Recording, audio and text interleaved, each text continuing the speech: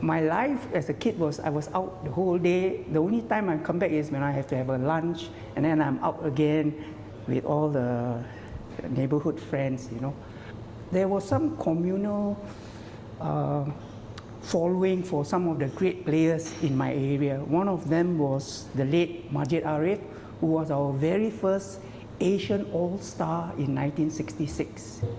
The area that I lived in, we had a few so-called soccer heroes, and I remember when I saw him practicing running up the staircase, and one of the things I noticed, I was very impressed with his two thighs because his thighs muscles were so big. It was like a size 4 football, you know. So I used to watch him as a young boy, and the first thing I wanted as a young boy was I want to have thighs like him. And then if I was in primary school, the routine is this.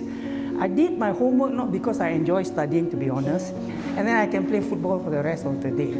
And that routine, to be honest with you, has stuck through me through even my college days. So in my family, I think one of my sisters did well into maybe O levels.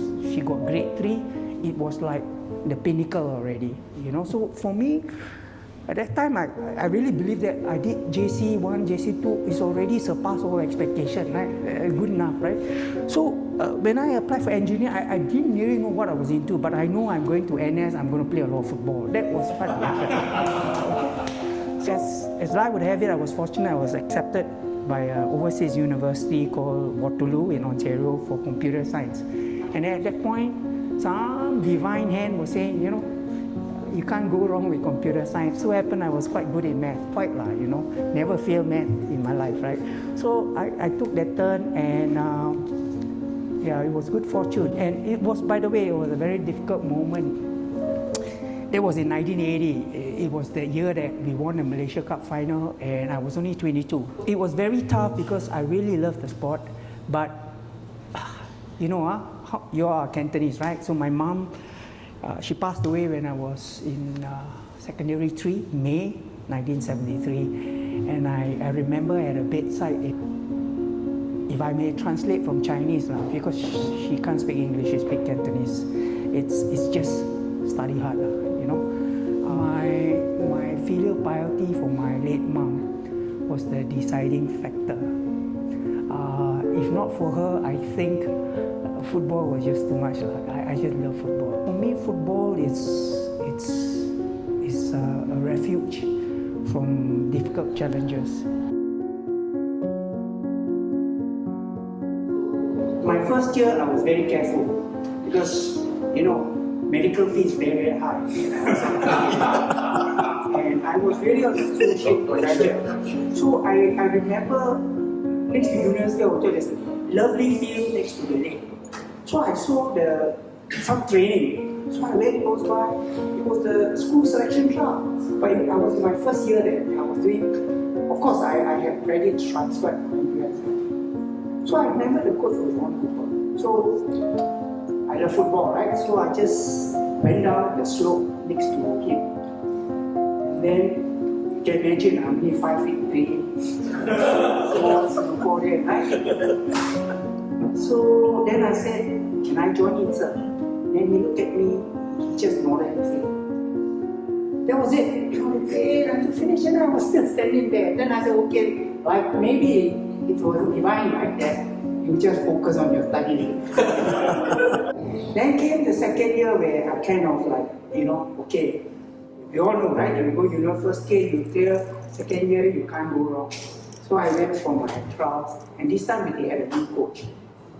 And then, interestingly enough, we made it to the Ontario finals. And then when we came there was back at the university, again they had a reunion. So when it was a reunion or like an appreciation dinner, for me, I will make sure I get there because it means free buffet. Mr. Ron Cooper was there.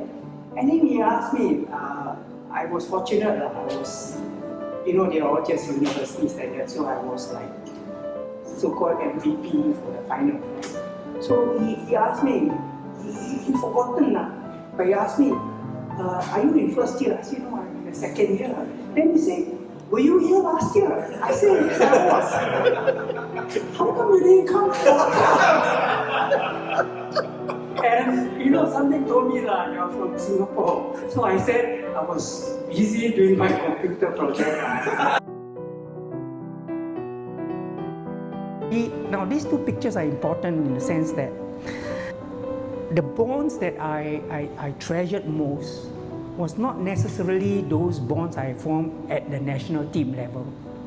It was when you are about to get there. So the SAFSA team that I had was tremendous. We won the national title, first division. We were all amateurs then, okay? Like after training, maybe you get $1-2 to have coffee or tea, right? And we were all very anxious to make it to the national team. But before you even get to the national team from SAFSA, the Singapore Armed Forces team, you have to play in a national intermediate. So on this left side, it's the national intermediate, and you can see quite a number of them like Jai Prakash, Surya Murthy, they were all excellent players. And we were all in the same cohort. And those days, whenever we spar with the national team like Kim Song, Dola and all that, you can imagine we run like there was no tomorrow because we want to get a place to the national team. That was how competitive it was. That team, I have to tell you this, right? To this day, we were sent to Bangkok to play in the King's Cup. And King's Cup for the Thai national team is the most important because they play for the king, the monarch. So I think we were sent there because many of the national players can't get time off because they were all amateurs. So we were sent to the so-called slaughtering house, right? We actually made it to the finals to meet Malaysia in the finals. In the semi-finals, it's something that I myself did not even imagine we would achieve it. We actually beat the Thai national team, the first team with 1 or 2 players who played professionally in Germany. We beat them on penalty kicks. And Lim Chu Peng, one of the best goalkeepers, the late Lim Chu Peng, where he broke his hand in the semi-finals. In terms of growth as a person, it's not when you are already there.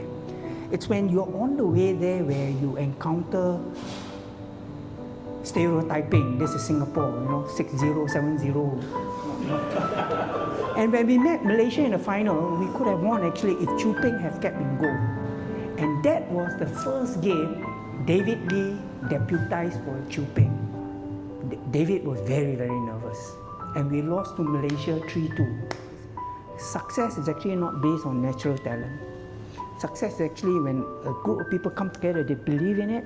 When you believe in something, ordinary though it may be, you just focus, you'll be surprised. So you can imagine, between studies and football, I will sure take football.